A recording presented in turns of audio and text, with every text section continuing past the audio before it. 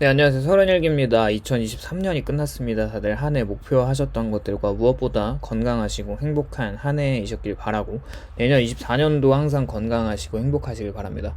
24년도 역시 우리는 성공적인 투자를 이어나가야 할 테고, 한 해를 돌아보면서 느꼈던 점은 한 종목에 절대 몰빵을 해서는 안 되는 것과, 그리고 또한 멘탈적인 부분이 정말 중요했었던 한 해였던 것 같고, 또한 리스크 차원에서 참 쉽지 않은 투자였다고 생각을 합니다. 무엇보다도 이제 글로벌하게 24년 한 해 주제는 금리 인하가 시작되는 한 해가 될 것 같다는 생각이 들고요. 또한 연착륙과 경착륙을 동시에 전망하는 월가의 전망들과 이 기관들의 생각들이 이제 질비하는 가운데 투자가 정말 혼란스러울 수 있다고 생각을 하고 있어요.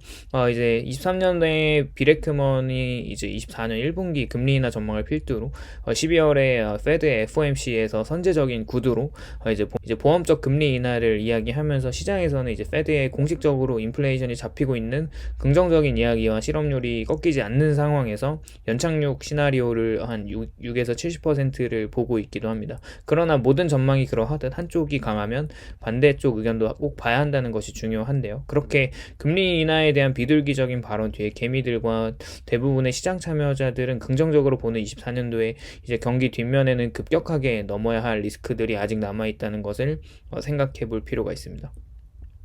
표면적으로 보이고 있는 리스크는 상업용 부동산 만기 도래가 24년도에 몰려 있고요. 하이힐드 시장에서의 채권 롤오버가 본격적으로 시작되는 시기이기도 한 것이죠.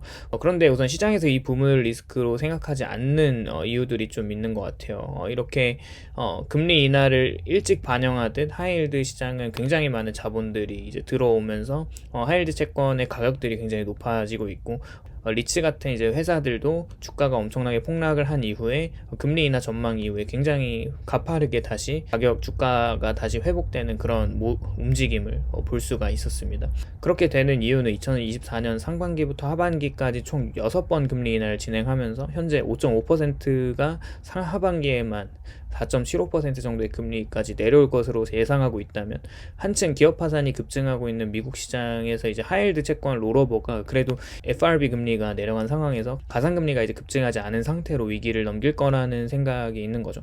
상업용 부동산도 마찬가지로 금융 스트레스가 많이 완화된 상황에서 이제 이루어질 것이기 때문에 무난하게 위기를 잘 넘길 거라는 생각을 안일하게 하고 있지만, 사실 그렇지는 않다는 거죠. 두 리스크를 결정하는 키플레이어가 연준의 금리 정책이라는 것인데, 현재 미국의 10년물 금리가 3.8%까지 내려온 상황에서 확실하게 내년 금리 인하 전망을 과도하게 반영했을 수도 있다는 시장의 어떤 그런 움직임에 대한 생각이 들고, 그 생각을 끊을 수가 없다는 겁니다.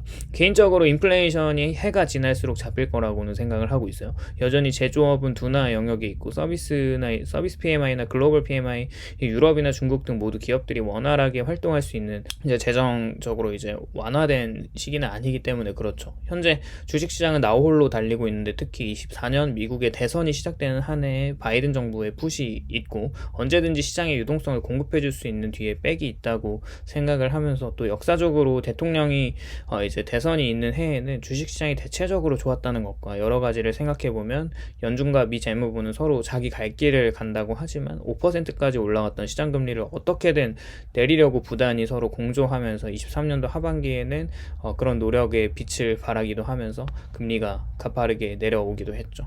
어쨌거나 24년도에는 연준의 금리 정책이 시장을 좌지우지할 아주 중요한 전제라고 보고 있는데, 24년도 상반기에 추세적으로 둔화되던 인플레이션은 가파르게 내려오는 것을 멈추고 잠깐 반등할 수도 있는 그런 예상들이 많이 있습니다. 우선 23년도의 디플레이션의 공시는 원유 수요의 둔화와 공급망의 해소가 정말 컸습니다. 물론 페드의 이제 고금리 정책과 글로벌한 이제 금리 긴축 정책으로 인해서 인플레이션이 둔화된 것도 있겠죠. 그렇게 원유는 68불까지 내려갔던 것을 멈추고 70불 초반과 중반 밴드에서 움직이고 있습니다. 또한 코로나 이후에 공급망이 해소되면서 디플레이션의 가속화가 이루어지기도 했죠. 우선 원자재 가격은 22년도에 가파르게 엄청 올라갔다면 거의 100불까지 올라갔으니까, 23년도에는 가파르게 내려오면서 기저효과를 냈고, 현재 70불 선에서 움직이고 있는 WTI 기준으로 보면 내년부터 나올 물가지수의 원유의 기저효과는 좀 사라지게 되는 것이죠. 공급망은 해소가 되었지만, 최근 세계 2위 해운사 덴마크의 머스크가 홍해 항로 운항을 중지했다가 다시 재개한다고 또 발표한 지 일주일 만에 다시 중단을 결정했습니다.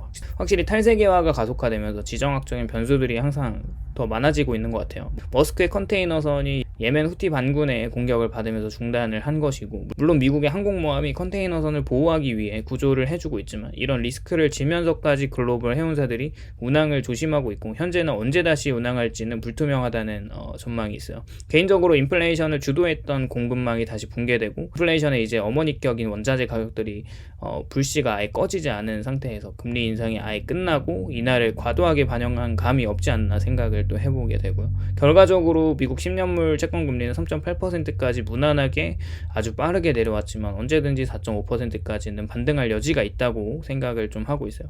과거 10년물 금리를 계산하는 방식이 있다면 실질금리, 이제 명목금리에서 마이너스 인플레이션 상승률을 뺀 실질금리에 기대 인플레이션을 더하고 턴 프리미엄으로 계산이 되는데, 현재 기준금리 5.5%에서 CPI를 기준으로 3.1%를 마이너스하면 한 2.4 정도가 나오고, 기대 인플레이션의 장기로 대체적으로 5년 기대치를 보니까 2.9%이고, 현재 턴 프리미엄은 이제 플러스 영역으로 갔다가 다시 마이너스 0.25 정도로 형성이 되어 있으니까 결국 이 세 개의 수치를 더한 값은 명목으로 한 5.05%가 나오는데, 근데 여기서 금리 인하를 상반기에 한 3차례를 기대하게 되면서 75bp를 뺄 수가 있으니까 그래도 4.3%가 적정금리로 나오게 되는 거죠. 지금은 이제 개인의 엄청난 채권 매수세가 있기 때문에 이 금리가 가파르게 내려간 감이 없지 않아 있고, 만약에 상반기에 금리 인하를 하지 않을 시에는 언제든지 다시 10년물 금리가 올라올 수 있다는 얘기를 하는 겁니다. 제가 하고 싶은 이야기는 TLT나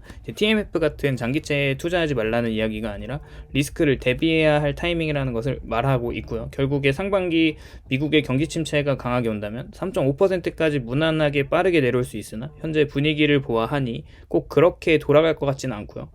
이유는 상반기에 재무부 TGA 잔고가 얼마든지 언제든지 유동성을 풀 준비를 하고 있고, QRA 같은 상반기 재무부 채권 발행이 이제 곧 나오겠죠. 채권 금리는 저번 주 마지막 두 거래일에 금리가 상승하는 모습을 보여줬는데, 과도한 금리 인하와 침체의 가속화를 반영했다면 다시 미국 부채에 대한 문제를 제기하면서 채권 자경단들이 컴백할 수 있다고 생각하고 있어요. 우선 하워드 막스 같은 채권 투자 대가는 현금 비중이 높은 하이힐드 채권을 듀레이션을 적절하게 5에서 한 7년 사이로 놓고 연간 쿠폰 금리를 받으면서 시장을 잘 대응하라고 이야기를 하고 있고, 꽤 많은 월가 투자자들은 앞으로 불확실해지는 상황에서 현금을 아주 넉넉하게 보유하고 있는 기업 채권에 투자하는 게 특히 미국의 이제 부채가 너무 과도하게 쏠려 있는 장기 채권보다 안전하다는 이야기를 하고 있어요. 이러한 여론의 흐름들은 앞으로 장기 채권을 다시 매수할 타이밍이 오고 있다는 생각을 하고 있습니다. 다시 다들 불확실한 2024년도에 투자에 성공하시기를 바라겠고요. 오늘도 도움이 되셨다면 좋아요와 구독을 부탁드립니다. 감사합니다.